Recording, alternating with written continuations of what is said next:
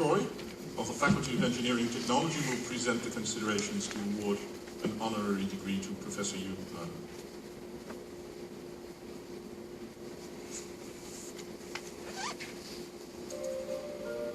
Professor Hugh Herr, he heads the Biomechatronics Research Group at MIT Media Lab, and he is the founder of MIT's Center for Extreme Ionics and also the founder of the company Bionics.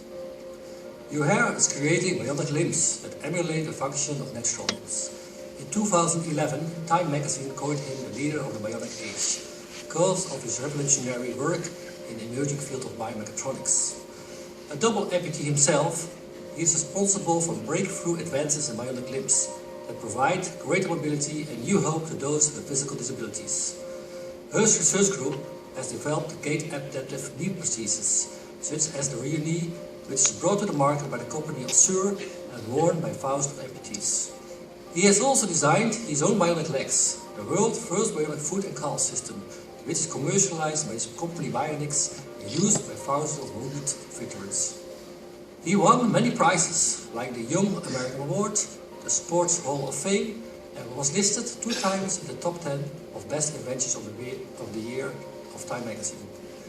Her story has been told in the biography Second Ascent, the story of Hugh Herr, a 2002 National Geographic film. His work is frequently featured in popular media like TED, Wired, Time magazine and Discovery Channel. As an icon and revolutionary research engineer in bionics, Hugh Herr and his work inspires us, and in particular our students, to push the limits of technology and ourselves. His radical vision that physical disability in the end can be overcome by technology challenges us to come up with creative and radical new solutions to improve the life of millions with physical disabilities.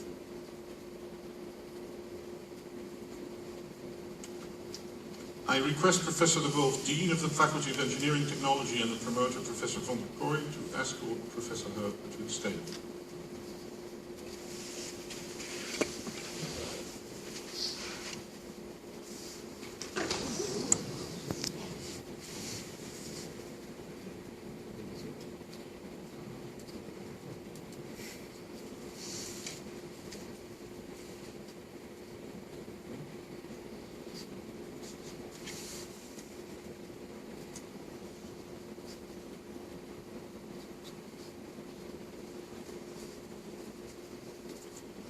I request the Doctorate Board to all rise, who others can remain seated. In its meeting on the 6th of April 2016, the Doctorate Board of the University of Twente has decided, by virtue of its authority under Dutch law, to confer the degree of Doctor Honoris Causa on Hugh Herr for his pioneering work and achievements in human-inspired bionic limbs and its success in bringing the newest technology to the market. I request the promoter, Professor van der Kooij, to perform the task with which he has been charged. By virtue of the power granted to us by law and on behalf of the Doctoral Board, I promote you, Hugh Herr, to Doctor Honoris Causa, and I grant you the rights connected to this doctor's title. In efforts thereof, I clothe you with the kappa of the University of Twente, present you with a diploma signed by the Rector Magnificus and the honorary promoter ratified by the seal of the University of Twente.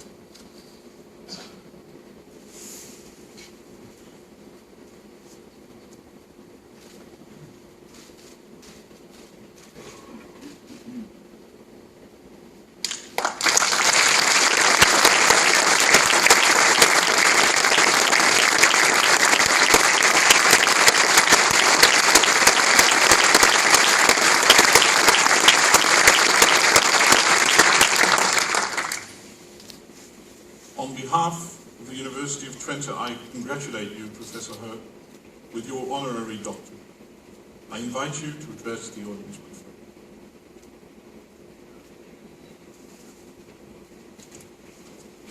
Hello, everyone. That was a first. I had a mechanical malfunction yesterday, and it seems to be continuing. As evidence that indeed part of my body is mechanical, and we just observed that. I am profoundly pleased and honored to receive this honorary PhD. from this esteemed university. A heartfelt thank you to this entire community. Thank you, thank you, thank you.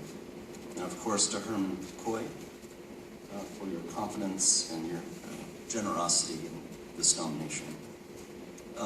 My world line. In 1982, when I was 17, I was ice climbing on Mount Washington in New Hampshire. With my climbing partner, Jeff Batzer, we were struck by a tremendous winter storm. After being exposed to Arctic conditions for nearly 4 days, our limbs became badly frostbitten. A member of the rescue team, Albert Dow, went out searching for us and was struck by an avalanche and was killed. I wish to recognize and honor the memory of Albert Dow. He volunteered to walk into that treacherous blizzard on Mount Washington in search of 2 lost boys. After months of effort by my medical team, both of my legs were amputated. When I received my first pair of artificial limbs, they were remarkably unsophisticated, remarkably crude. And I was shocked by this in the day and age of computer systems and jets and automobiles and smart telephones. How could this be? I couldn't believe the primitive nature of the technology, and I was determined to do whatever I could do in my life to change this fact. This has become my life work, the notion of, through design, embedding humanity into the built world and mitigating human suffering. My body has become my laboratory. Today I stand before you supported by only artificial designed structures, nothing biological touches the ground surface, as you just observed. My legs are 6 computers, 24 sensors, muscle tendon-like actuators. These bionic limbs are a result of decades of research and development that now allow persons with leg amputations to walk at normal speeds, metabolic rates, and stress levels throughout their musculoskeletal system. With these technologies, I can dance, jump, and even climb mountains. And I can do some things even better than I could achieve with normal biological limbs. Sadly, my story is not typical of persons having unusual minds or bodies. Human disability is commonplace in the world. It is not well appreciated, but approximately half of the world's population suffers from some form of cognitive, emotional, sensory, and motor condition. And because of poor technology, these conditions often result in disability and a poorer quality of life than is sought. I believe very strongly that disability is a human rights issue. Basic levels of physiological function should be a part of our human rights. Every person in the world should have the right to live without a debilitating disability, if they so choose, to live without severe depression, for example, or to have the freedom to walk and to dance in the case of limb paralysis or amputation.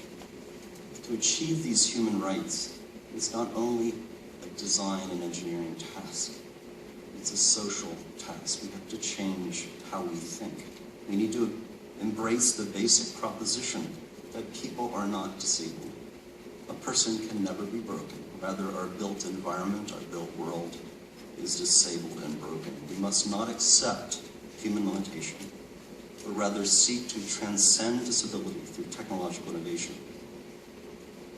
I believe strongly that through fundamental advances in bionics, we will eliminate disability in this century and set the technological foundation for an enhanced human experience. Future technologies will augment the power of the mind, enhance sensory experience, promote learning, and give us superhuman strength. Indeed, bionics offers tremendous potential for humanity, but not without risk. As a society, we must develop public policy at a rate commensurate with these ever-expanding augmentation technologies to further incentivize creativity and invention while also mitigating unintended detrimental uses of new augmentation technology. It is not difficult to imagine the hard future of parents designing their future offspring, government control of each citizen's mood, and many other brave new world outcomes. We, the people, have in our creative power the authority to end disability in this century, while simultaneously, with absolute obedience, adhering to the ideals we hold so dear, such as human diversity and individual freedoms. Indeed, I feel great joy and honor to make a small contribution to this effort with so many of my colleagues at this esteemed university. This global effort, there's no greater gift than the gift of giving back. Thank you very much.